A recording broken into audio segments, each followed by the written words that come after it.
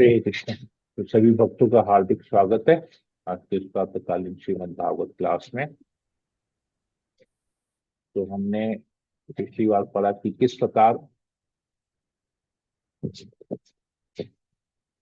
पूरे दक्ष के पूरे यज्ञ को सब तहस नहस हो गया और शिव जी क्रोधित थे। और किस प्रकार सारे देवतागण अभी ब्रह्मा जी के पास आते हैं। स्वयं ब्रह्मा और विष्णु वहां पर नहीं गए थे। किस प्रकार अभी सभी देवतागण वहां जाते हैं और शिव जी को मनाते हैं। देवतागण ब्रह्मा जी के पास जाते हैं। ब्रह्मा जी सबको बताते हैं कि तुम लोगों ने अपराध किया है, शिव जी के चरणों में अपराध किया। वो परम वैष्णव है और बहुत शक्तिमान है। तुमने उनके शक्ति को अंडर एस्टिमेट किया है। वो चाहे तो चुटकियों में सब कुछ तहस नहस कर सकते हैं। तो वो कोई मूर्ख ही होगा जो इस प्रकार शिव जी को नहीं समझ पाएगा। अब तुमको चाहिए कि तुम लोग सब लोग जाओ, शिव जी के धाम जाओ कैलाश में, और वहां पर उनके चरणों में क्षमा याचना करो। हाँ जी, अभी अब स्वयं अपने साथ ही सबको लेके जाते हैं।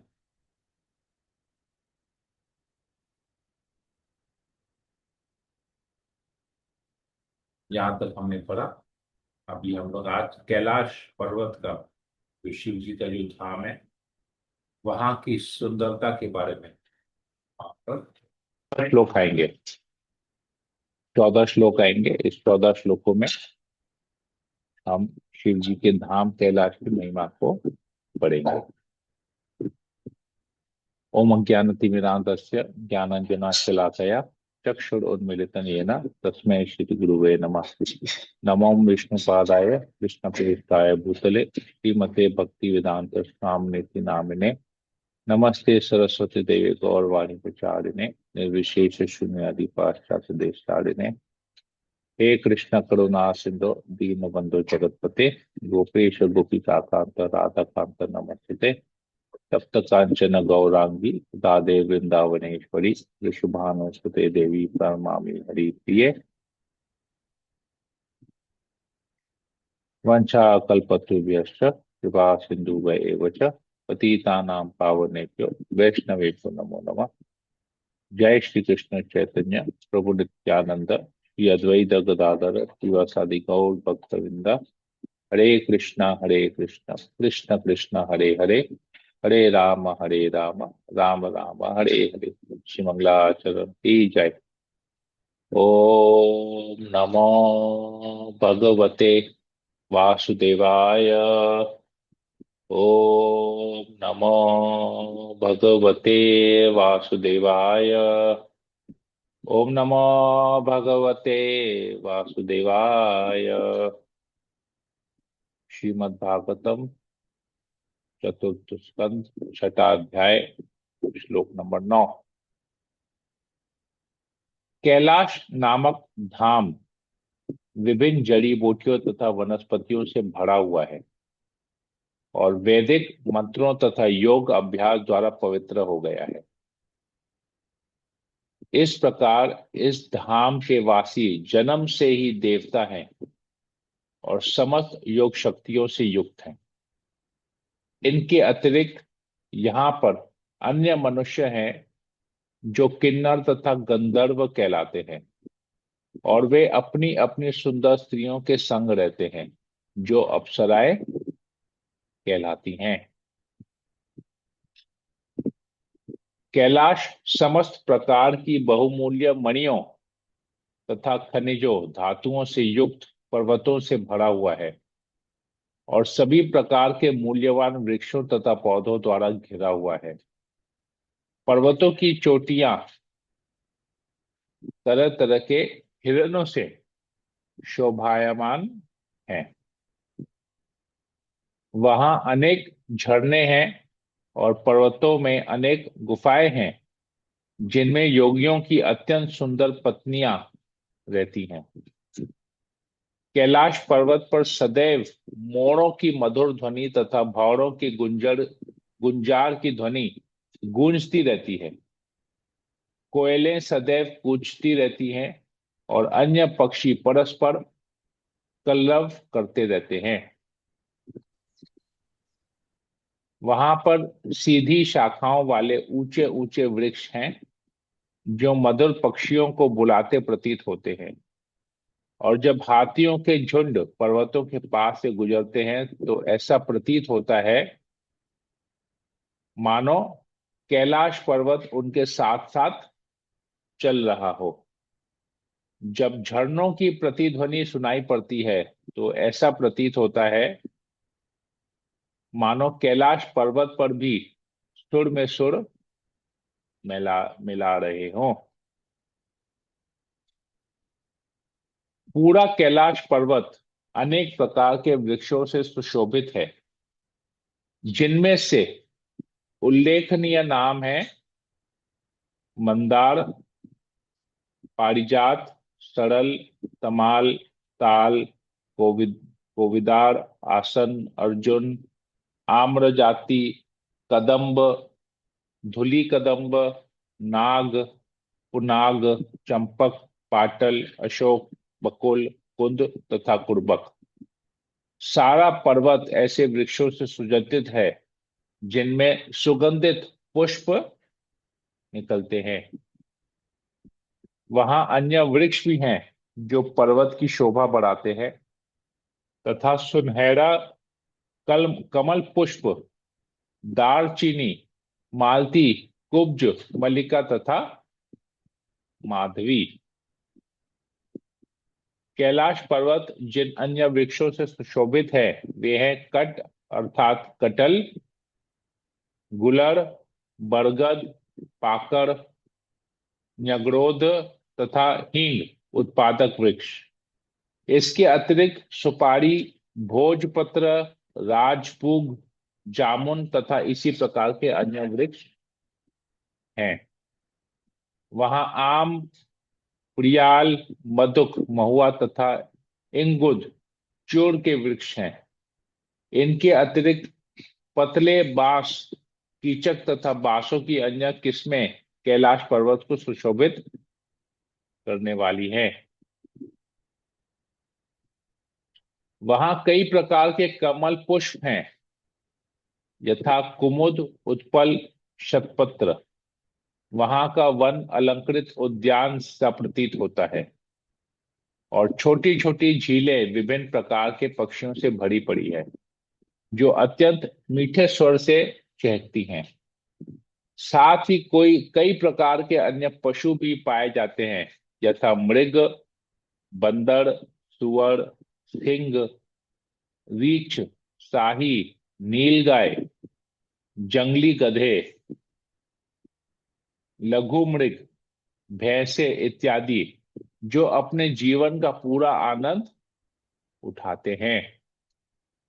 वहां पर तरह तरह के मृग पाए जाते हैं यथा कर्णात्र, एक पद, अश्वास्य मृग तथा कस्तूरी मृग। इन मृगों के अतिरिक्त विविध केले के वृक्ष हैं जो छोटी छोटी झीलों के तटों को सुशोभित करते हैं।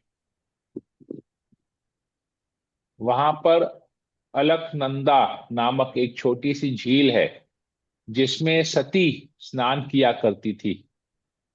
यह झील विशेष रूप से शुभ है। कैलाश पर्वत की विशेष शोभा देखकर सभी देवता वहां के ऐश्वर्य से अत्यधिक विस्तृत थे।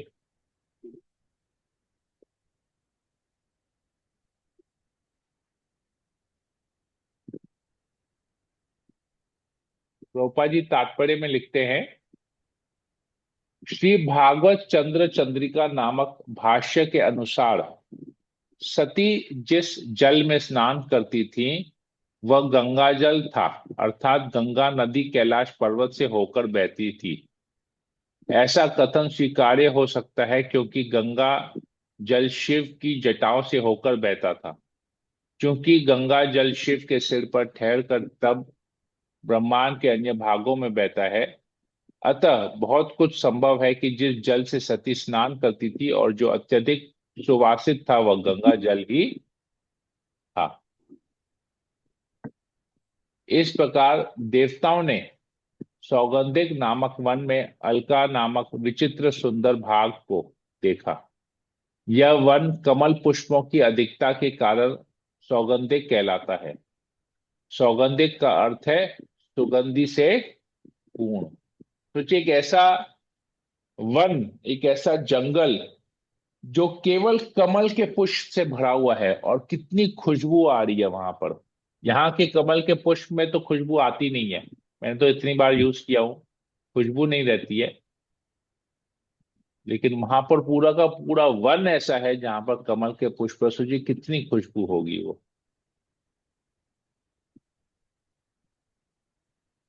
उन्होंने नंदा तथा अलकनंदा नामक दो नदियां भी देखी। ये दोनों नदियां भगवान गोविंद के चरण कमलों की रज से पवित्र हो चुकी हैं।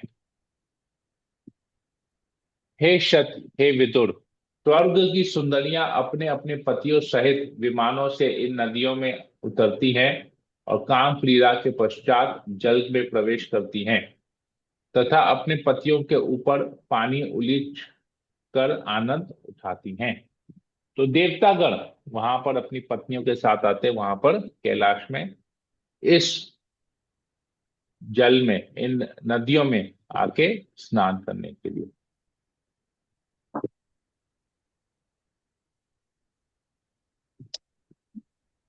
सोचिए एरोप्लेन में, प्राइवेट एरोप्लेन में आते हैं स्नान करने के लिए वहां पर। स्वर्गलोक की सुंदरियां द्वारा जल में स्नान करने के पश्चात उनके शरीर के कुमकुम के कारण वह जल पीला तथा सुगंधित हो जाता है। अतः वहां पर स्नान करने के लिए हाथी अपनी अपनी पत्नी हथनियों के साथ आते हैं, और प्यासे न होने पर भी वे उस जल को पीते हैं। तो सोचिए इतना पवित्र, कितना शुभ है वो जल। एक तो क्रिस्टल क्लियर वाटर है, और उस जल में अप्सराएं आती हैं स्नान करने के लिए। जब वो स्नान करती हैं तो उनके शरीर में जो कुमकुम रहता है उससे जल पीला पड़ जाता है, और पीला और सुगंधित हो जाता है। और वहां पर फिर हाथी हथनियां भी आती हैं, और जल इतना आकर्षित उनको करता है कि उनको प्यास नहीं होने के बावजूद भी उस जल को पीते हैं। सोचिए कितना अट्रैक्टिव होगा वो। क्योंकि अप्सराएं जो है ना, उनमें नेचुरल ब्यूटी होती है, उनका शरीर नेचुरली में सुगंधित होता है। हम लोग जैसा परफ्यूम नहीं लगाते, हम लोग अपने शरीर में खुशबू लाने के लिए बॉडी वॉश यूज करेंगे, खुशबूदार बॉडी वॉश यूज करेंगे, खुशबूदार लोशन यूज करेंगे, और फिर लास्ट में परफ्यूम छिड़केंगे अपने ऊपर में। लेकिन वहां पर वैसा नहीं, उनका बॉडी में नेचुरल फ्रेग्रेंस है, और उस फ्रेग्रेंस से वो जल में खुशबू आ जा रही है। अच्छा, हम लोग जल से स्नान करते हैं और खुशबू वाला बॉडी वॉश, खुशबू वाला साबुन लगाते हैं, खुशबू वाला शैम्पू लगाते हैं। लेकिन वहां पर इनके शरीर से जल खुशबूदार हो जा रहा है। सोचिए ये क्या डिफरेंस है। स्वर्ग के निवासियों के विमानों में मोती, सोना तथा अनेक बहुमूल्य रत्न जड़े रहते हैं। स्वर्ग के निवासियों की तुलना उन बादलों से की गई है जो आकाश में रहकर बिजली की चमक से सुशोभित रहते हैं। तो गोल्डन एरोप्लेन्स, और उसमें हीरे मोती जड़े हुए हैं। यात्रा करते हुए देवता सौगंधिक वन से होकर निकले, जो अनेक प्रकार के पुष्पों, फलों तथा कल्प वृक्षों से पूर्ण था। तो यहाँ पर भी कल्प वृक्ष है, हाँ। शिव जी के धाम में, कैलाश में भी कल्प वृक्ष है। क्योंकि ये जो शिव जी का जो धाम है वो भी आध्यात्मिक जगत में है, ब्रह्म ज्योति के पार में है। ब्रह्म ज्योति को जब पार करते हैं, तब कैलाश धाम आता है, और उसके बाद वैकुंठ आता है। इस वन से जाते हुए उन्होंने यक्षेश्वर के प्रदेशों को भी देखा। तात्पर्य में प्रभुपाद जी लिखते हैं, यक्षेश्वर को कुबेर भी कहा जाता है और वे देवताओं के खजांची भी हैं। वैदिक साहित्य में उनका जो वर्णन हुआ है उसमें यह बताया गया है कि वे अत्यंत धनी है। इन श्लोकों से लगता है कि कैलाश कुबेर के निवास स्थान से निकट ही है। यहाँ इसका भी उल्लेख है, वन कल्पवृक्षों से पूर्ण था। तो बगल बगल में है। कुबेर का जो निवास स्थान है वो कैलाश पर्वत के निकट ही है।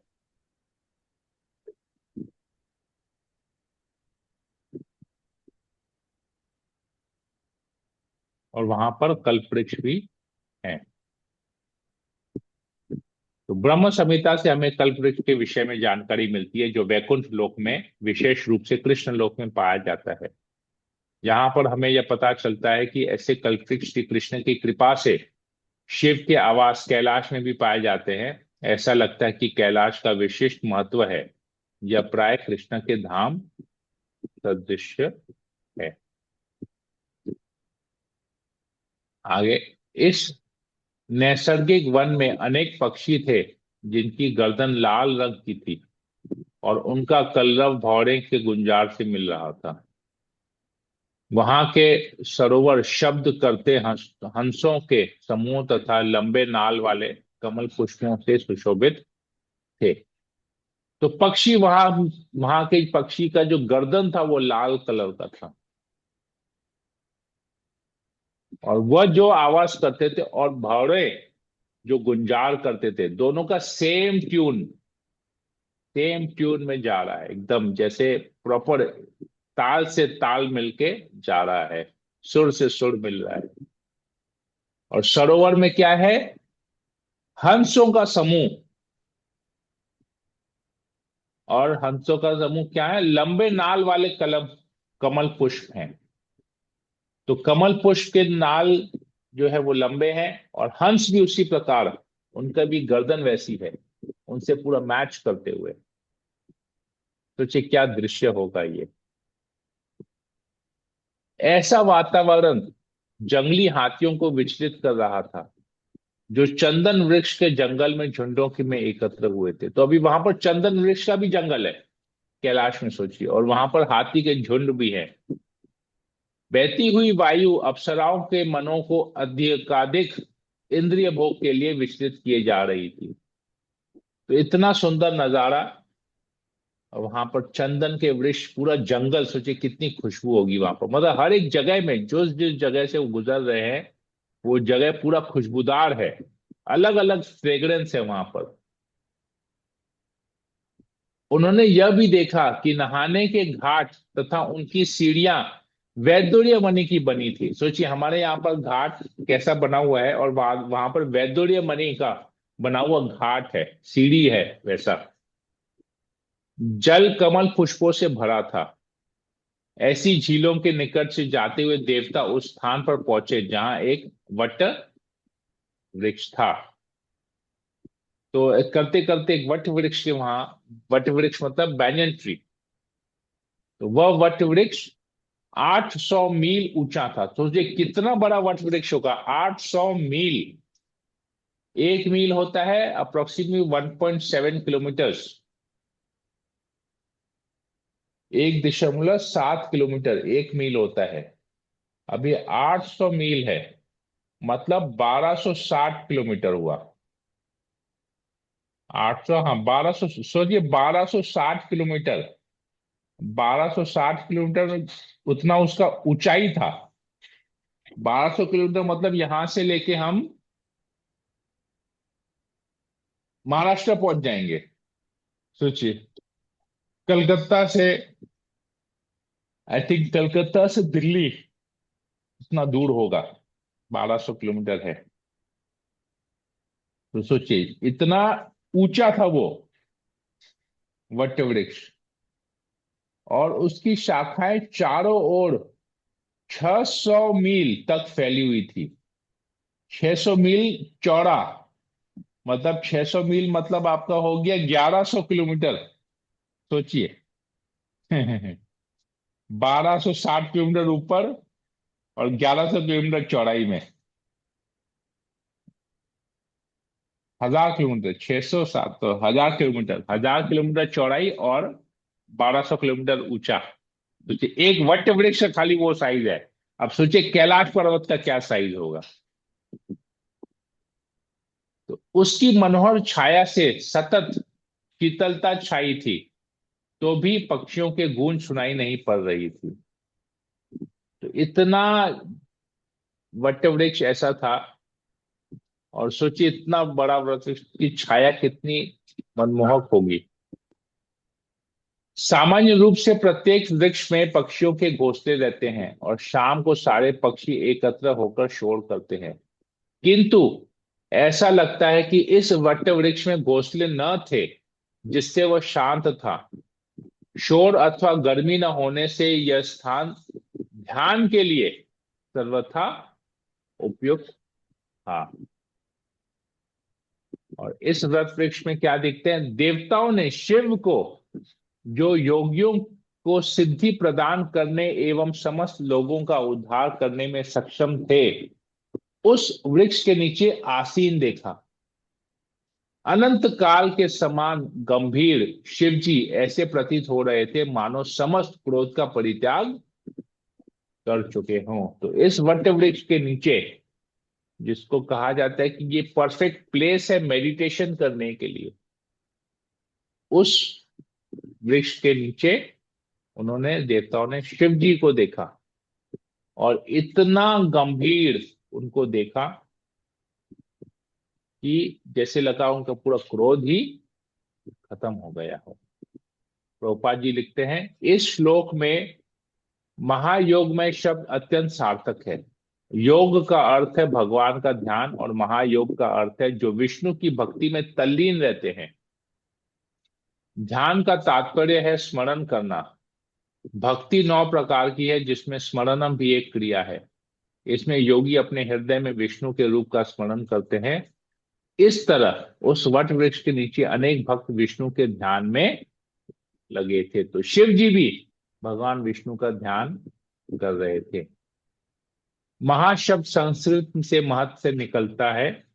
इसका प्रयोग बड़ी संख्या या मात्रा बताने के लिए होता है। अतः महायोग से सूचित होता है कि वहां अनेक बड़े बड़े योगी तथा भक्त थे जो विष्णु के रूप का ध्यान धर रहे थे।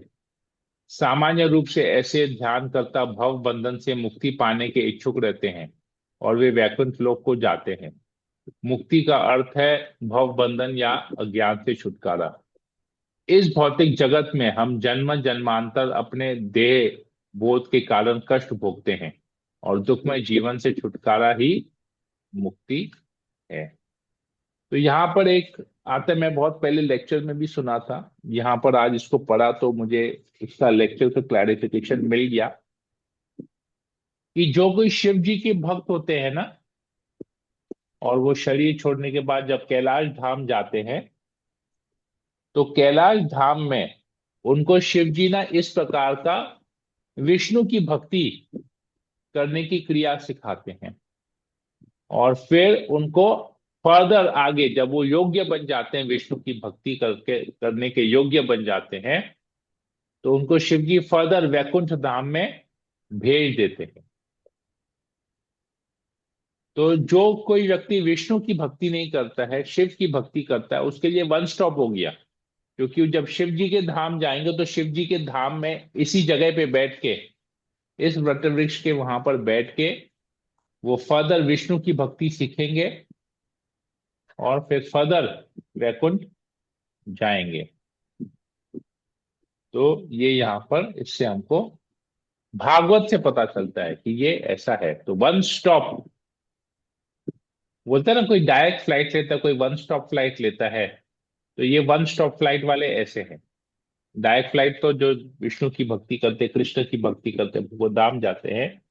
जो शिव जी की भक्ति करते हैं और शिव जी के धाम जाते हैं, वहां पर शिव जी उनको फिर फर्दर ट्रेनिंग देते हैं, इस प्रकार का मेडिटेशन करवाते हैं, विष्णु को विष्णु की भक्ति सिखाते हैं ताकि वो फर्दर वहां पर जा सके। और जो विष्णु की भक्ति नहीं करते हैं, भूत प्रेत, वो यहीं पर ही रह जाते हैं। जितने भी यक्ष है, राक्षस है, भूत प्रेत है, वो यहीं रह जाते हैं, जिनको विष्णु की भक्ति नहीं करनी है।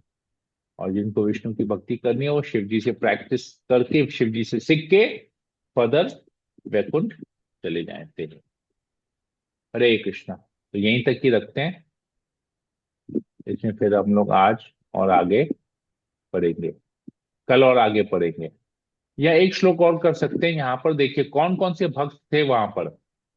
वहां पर शिव जी, कुबेर, गुहयकों के स्वामी तथा चारों कुमार जैसी मुक्त आत्माओं से घिरे हुए थे, बैठे थे। शिव जी अत्यंत गंभीर एवं शांत थे। तो कुबेर वहां पर बैठे हुए थे, चारों कुमार, चतुर कुमार जो है वो भी वहां पर बैठे हुए थे। ये सब मुक्त आत्माएं वहां पर हैं, और सब लोग क्या कर रहे हैं? शिव जी के साथ भगवान विष्णु का ध्यान कर रहे हैं। हरे कृष्णा। यहीं पर ही रखते हैं। किसी को कोई प्रश्न हो, कोई कमेंट हो, पूछ सकते हैं, बोल सकते हैं। हरे कृष्णा प्रभु। नो, यस अशोक प्रभु। Very clear. Okay, thank you. Thank you. Hare Krishna. Komal, any question? Hare Krishna प्रभु। नो प्रभु, thank you. Okay, Hare. Yes, Sonal Agarwal माता जी, आपको कुछ हरे कृष्णा पूछना है? प्रभु जी, दंडवत प्रणाम। यस। बहुत ही सुंदर वर्णन है प्रभु जी। ऐसे लगता है कि ऐसे आप घुमा के ला रहे हो हमें वहां पे ले जाके। हम लोग घूम एकदम रहे हैं, नहीं वहीं पर ही बैठ घूम रहे जी हैं। प्रभु जी, एक एकदम एक ऐसे चीज लग आंख रहा है। में दिख रहा है। मैं भी जब पढ़ रहा था ना, सब चीज मेरे आंखों के सामने आ रहा था। मतलब सोचिए प्रभुपाद की कैसी कृपा है कि एज इट इज उसको प्रेजेंट कर रहे हैं हमारे सामने। इतने में वो एक हंस एक भी मुझे चीज दिख रहे को थे। सफेद सफेद हंस दिख रहे हैं, कमल के पुष्प दिख रहे हैं, नम्मी नाल वाले, और समुद्र दिख रहे हैं, इतने झरने दिख रहे हैं मुझे। जंगल का जंगल दिख रहा है, पूरा कमल का पुष्प का जंगल है, चंदन का जंगल, हाथी दिख रहे हैं मुझे, सब ये सब दिख ही रहा है। पानी की आवाज आ रही है, अप्सरा नहा रही है, वहां पानी की आवाज आ रही है, हाथियों की गर्जन सुनाई दे रही है मुझे। ये सब सुन, मतलब सब दिख रहे जैसे आंखों के सामने। आई डोंट नो कैसे ये हो रहा है। बहुत प्रभुपाद की सुंदर कैसी वर्णन है विशेष प्रभु कृपा जी। है।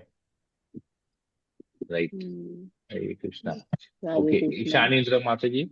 जी प्रभु जी, मैं वही बोल रही थी कि प्रभु जी आपने इतने रसिक भाव में पूरा वर्णन किया कि बस सुनने में आनंद आ रहा था। एंड ऑफ कोर्स विजुअलाइज तो हम वैसे भी कभी भी आप कुछ कराते हैं तो विजुअलाइज पहले करने की कोशिश करते हैं, लेकिन इस तरह से जंगल का वर्णन और उनका शिव जी का धाम का वर्णन तो बड़ा ही सुंदर लगा प्रभु जी। तो लगता नहीं शिव जी के धाम जाना चाहिए एक बार? एक बार तो जरूर जाना चाहिए। एक बार जरूर जाना चाहिए। हाँ अभी दो जी तरीका बिल्कुल। है वहां जाने का। ठीक है। क्या क्या क्या क्या है? शिव जी के धाम जाने का दो तरीका है। एक तो शिव जी की भक्ति करें, कृष्ण की भक्ति छोड़ दें अभी। हम्म।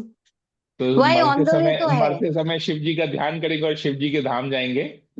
फिर वहां पर नहीं कुछ पर टाइम रह के कृष्ण भक्ति सीख के वैकुंठ चले जाएंगे। एक तो ये तरीका हो गया। ठीक है। हम्म। और दूसरा तरीका हो गया कि पहले स्वर्ग लोग जाएं, स्वर्ग में जाके थोड़ा सा वो थोड़ा सा गड़बड़ घोटाला करें, गड़बड़ घोटाला करके फिर ब्रह्मा जी के पास जाएं, और ब्रह्मा जी को बोले भाई शिव जी के धाम लेके चलो।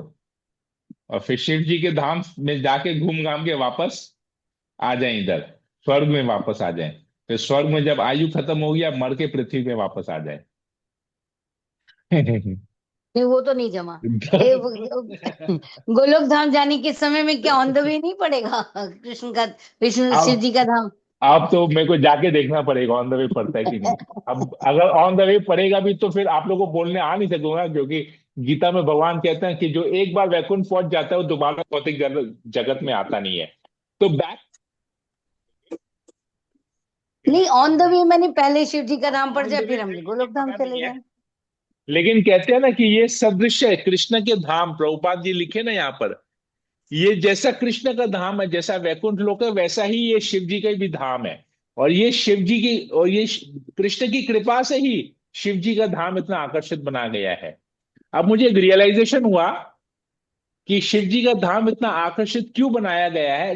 एज इट इज बोले ना, सदृश्य है, मतलब एकदम सेम है। देखने में एकदम सेम है। जो कृष्ण का धाम है गोलोक वृंदावन है, और जो जी। शिव जी का जो धाम है कैलाश धाम है, वो सेम है देखने में, सिमिलर है देखने में, सदृश्य। सदृश्य मतलब सिमिलर। हम्म। तो क्यों ऐसा किया है, अब मुझे लगता है ऐसा रियलाइजेशन है कि सोचिए जो शिव जी अभी, लेकिन एक पूरा विजुअल मतलब पूरा सीनरी, पूरा एनवायरनमेंट, वैसे ही झरने, वैसे ही पौधे, वैसे ही पुष्प, वैसे ही जड़ी बूटियां, वैसे ही घाट, वैसे ही सब कुछ है। ठीक है, फिर तो तो बुक में जो क्या पढ़ लिया है फर्क है, बस उसी से अब पहुंच मेन गए। फर्क क्या है कि वहां पर कृष्ण नहीं है। अब वहां जाके कृष्ण के धाम जाने का प्रैक्टिस करना पड़ेगा। कहते शिव हैं जी ना बोलेंगे स्वर्ग। यहां मत रहो, कृष्ण के धाम जाओ। आओ, मैं तुमको बताता हूं, कृष्ण की भक्ति वहां सिखाएंगे। बाकी तो सेम है। वैकुंठ में जो है, जो कृष्ण के गोलोक वृंदावन में है, वही सेम चीज यहाँ पर भी है, सब कुछ है वहां पर। मोर भी हैं, पंछी भी हैं, सब अलग अलग तरह के, लताएं हैं, पुष्प है, पेड़ है, पौधे हैं, कल्प वृक्ष है, सब कुछ सेम है। खाली कृष्ण हम्म। की भक्ति नहीं है। तो अभी अगर हमको कैलाश धाम देखना है तो कृष्ण का धाम भी तो सेम ही है ना। तो बस कृष्ण धाम में जाके विजुलाइज फिर कर सीधे लेंगे। कृष्ण के धाम में जाके देखें, फिर हम शिव जी के धाम जाएं, वहां पर फिर शिव जी को हम परेशान करें कि शिव जी हम तो आपकी भक्ति किए, आपको भगवान सोच के आए, अब यहाँ पर आके तो पता चला कि विष्णु भगवान है, कृष्ण भगवान है। अब आप हमको और शुद्धिकरण कीजिए कि हम वहां जाएं। तो शिव जी को हम परेशान करें, इससे जब खुद ही भक्ति करके डायरेक्ट चले जाएं। शिव जी को क्यों जी प्रभु परेशान जी। करें हम। जी शिव जी प्रभु जी, के अब विजुलाइज मेडिटेशन तो कर ही में, लिया। शिव जी के ध्यान में हम क्यों उनका ध्यान भंग करें। शिव जी तो सदैव विष्णु का स्मरण करते रहते हैं, हम जाके शिव जी को परेशान क्यों करें। ये भी क्वेश्चन आ नहीं गया यार, ना। हमने शिवलोक को तो विजुलाइज कर ही लिया, अब क्या जाना। हाँ, विजुअलाइज कर लिया बस। कृष्ण का धाम तो सेम है, शिव जी के धाम जैसा सेम है, दोनों चीज सेम है। हाँ, तो बस तो एक हम जगह जाके चले शिव जी जाएं को क्यों बहुत है। परेशान करें। अभी सोचिए राइट। कोई कोई स्पेशल डिवोटी के पास हम जाएंगे और उनको बोलेंगे, उनको स्पेशल डिवोटी का हम टाइम वेस्ट करेंगे, तो क्या फायदा। उनके ध्यान जी पे जी। हम जाके बाधा डालेंगे तो अच्छा लगेगा क्या। हमको नहीं प्रभु खुद जी। मेरा कॉन्शियस अलाउ नहीं करेगा मुझे। हम्म। सही है प्रभु जी। तो अभी क्या करना है, शिव जी के धाम जाना है ना वैकुंठ जाना है। नहीं, वर्णन सुन लिया, वर्णन से विजुलाइज भी कर लिया। शिव लोग पहुंच गए हैं, अब वापस आ रहे हैं शिव जी के, कृष्ण के धाम जाने के लिए। हाँ, वो कृष्ण के धाम जाना है अभी। ठीक है ना। जी প্রভু प्रभु। नेक्स्ट। হ্যাঁ প্রভু মাতাজি বলুন। এখানে একটা সহজ উপায় আছে, আমাদের কৈলাস মানস সরোবর। ওখানেও তো আমরা শিবজিকে অনায়াসে গিয়ে দর্শন করতে পারি, উনিও তো ওখানে হুম, বসে আছেন।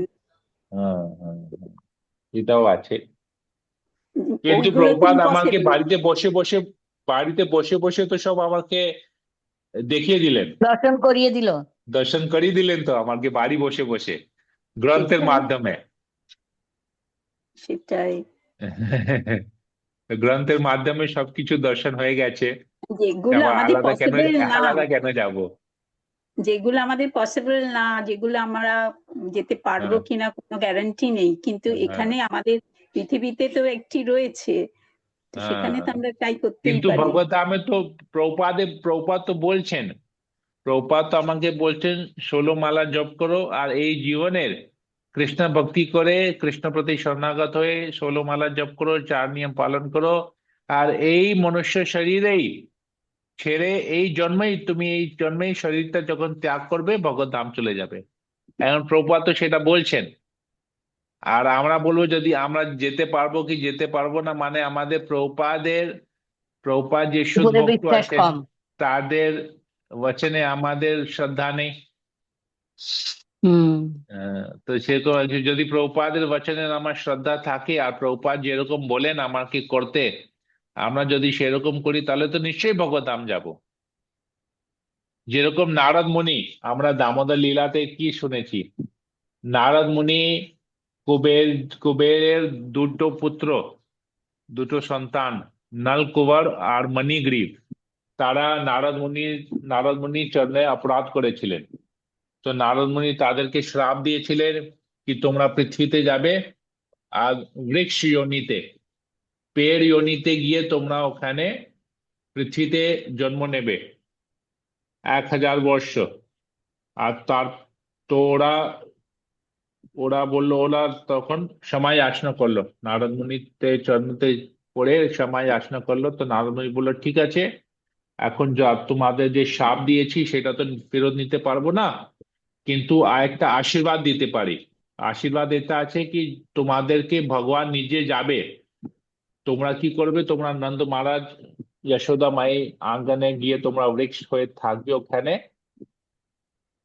1000 বর্ষ। আর তারপরে যখন কৃষ্ণ আসবে, কৃষ্ণ নিজে তোমাদেরকে স্পর্শ করে তোমাদের উদ্ধার করবে। তো কৃষ্ণ যখন দামোদর লীলা করেছিলেন তখন কৃষ্ণ প্রায় 3 বছরের ছিলেন, কিন্তু ওনাদের নিজের বাড়িতেই যে দুটো বৃক্ষ ছিল, কৃষ্ণদের কোনোদিন সেদিন মানে কোনোদিন তার উপরে কিন্তু কৃষ্ণ কৃপা দৃষ্টি হলো না। কৃষ্ণ দেখলেনই না কি ওনাদের বাড়িতে দুটো বৃক্ষ আছে। কিন্তু যখন দাম বন্ধন লীলা হলো, দামোদর লীলা হলো, কৃষ্ণ নিজে বন্ধনে পড়লেন, তখন কৃষ্ণদের যা আছে দৃষ্টি ওই দুটো বৃক্ষের উপর পড়লো। আর তখন কৃষ্ণকে মনে পড়লো, আরে এই দুটো তো আমাদের তো, এটা তো নারদ মুনি বচন দিয়েছিল, তাদেরকে আশীর্বাদ দিয়েছিল কি আমাকে গিয়ে এই দুটো বৃক্ষের উদ্ধার করতে হবে। তো আমি এবার এই দুটো বৃক্ষের আমি উদ্ধার করব। তো কৃষ্ণ দুটো বৃক্ষকে স্পর্শ করলেন, আর দুটো বৃক্ষতে দেবতা বের হলো, এই নলকর মণিগ্রীব, তাদেরকে কৃষ্ণ কৃপা করলেন, তারা নিজের ধামে চলে গেল। মানে নিজের ধামে মানে এই কৈলাসের পাশে যে কুবেরের বাড়ি আছে, ওরা তো কুবেরের পুত্র ছিল, ওই কুবেরের বাড়ি গিয়ে নিজের নিজের বাড়িতে গিয়ে তারপরে ওখানে ভক্তি করে তারা আবার ভগবত ধাম চলে গেল। এইটা তো আমরা পড়েছি লীলাতে, ভাগবতমে আর সবে তো পড়েছি। তো নারদ মুনি কৃষ্ণের শুদ্ধ ভক্ত, ভগবানের শুদ্ধ ভক্ত। তো ভগবানের শুদ্ধ ভক্ত যখন কোনো বচন দেয় বা কোনো আশীর্বাদ দেয়, তো কৃষ্ণদের দায়িত্ব হয়ে যায় কি আমাদের শুদ্ধ ভক্ত যখন তাদেরকে বচন দিয়েছে, ওই বচনটা আমি পালন করব, আমি পূর্ণ করব ওই বচনটা।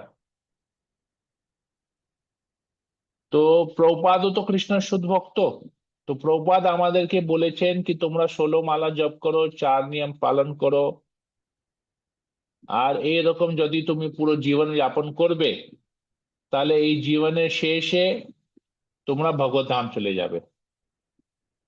তো কৃষ্ণ তো দায়িত্ব নিয়ে নিচ্ছে না। এখন প্রভুপাদ যখন আমাদেরকে বলেছে, বচন দিয়েছে কি 16 মালা জপ করবে, 4 নিয়ম পালন করবে, ভগবত ধাম চলে যাবে। তো যদি আমরা প্রভুপাদের কথানে চলি, 16 মালা জপ করি, 4 নিয়ম পালন করি, কোনো অপরাধ না করি, তাহলে তো কৃষ্ণ তো কৃপা করবে। কৃষ্ণ তো বাধ্য হয়ে গেছেন কৃপা করতে, কেন কি আমার তো কৃষ্ণের প্রতিনিধি, কৃষ্ণের শুদ্ধ ভক্তের যেরকম তিনি বলছেন সেরকম আমরা জীবন যাপন করছি। তো কৃষ্ণ তো বাধ্য হয়ে যায় যে আমাকে কৃষ্ণ নিয়ে যাবেন ভগবত ধাম।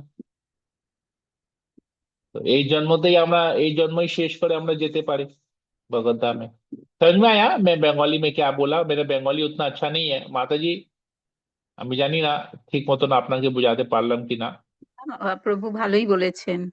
हाँ, तो এটাই আছে। और सबको समझ में आया? जो बंगला थोड़ा बहुत समझते हैं, टूटा फूटा बंगला है पर समझ में आ गया होगा।